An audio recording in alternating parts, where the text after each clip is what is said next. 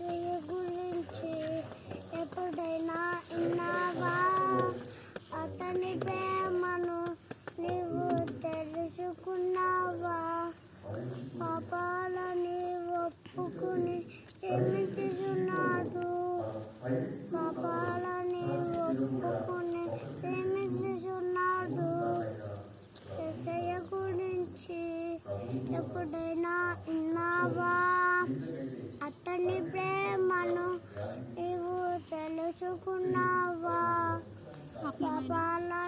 పాపులమైన మన కొరకు అతను కాచి ప్రాణం పెట్టి తిరిగి లేచి చేతులు కాసి పెళ్లి చూస్తున్నాడు.